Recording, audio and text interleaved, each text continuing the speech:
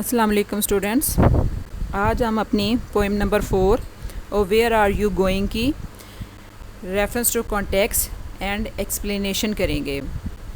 ठीक है, आज हम अपने स्टैंजा नंबर 1 से शुरू करेंगे और उसको आगे पढ़ेंगे। तो इस करते हैं।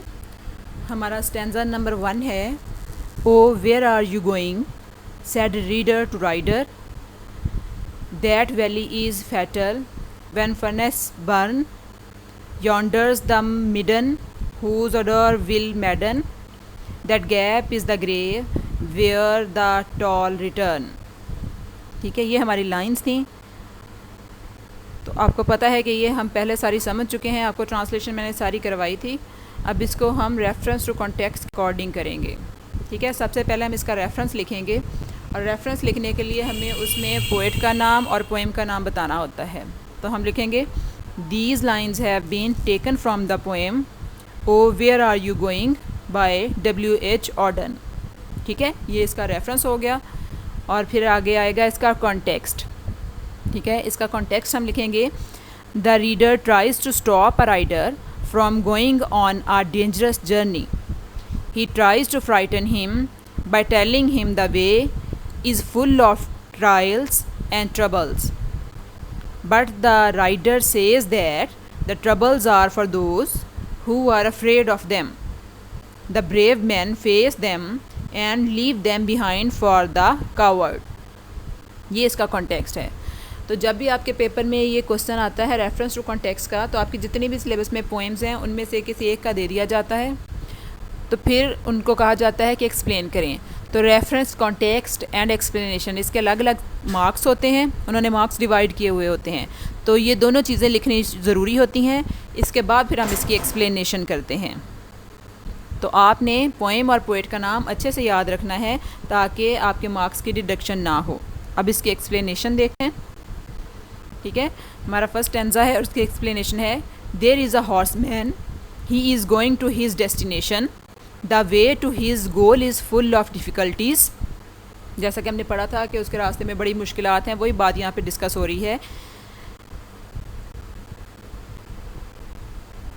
The reader tries to stop him from going on such a dangerous journey, he tries to frighten him, he says on the way there is a valley, it is full of trials and troubles, it proves to be fatal, there is dunghill on the way, its smell is so bad that it maddens a man, then there is a gap, the tall and the strong men dare not to cross it and return।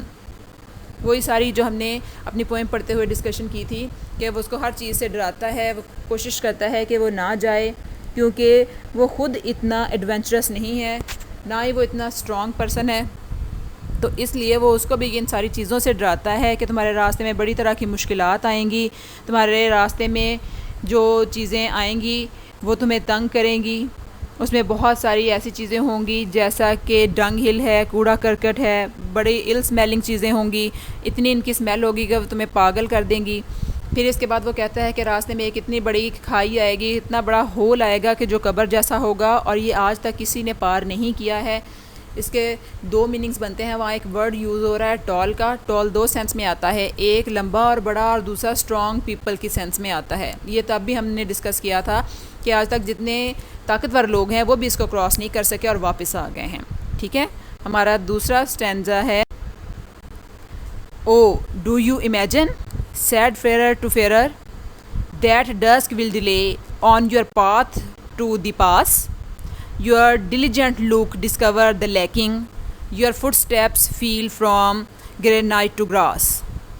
ठीक है, अब इसकी explanation देख लेते हैं। अगर ये lines आ जाएं तो सेम इसी तरह से जो पहले हमने रेफरेंस टू कॉन्टेक्स्ट लिखा है वो वैसे ही आप ऐड करेंगे और फिर इन लाइंस को एक्सप्लेन करेंगे जैसा कि यहाँ पर किया गया है।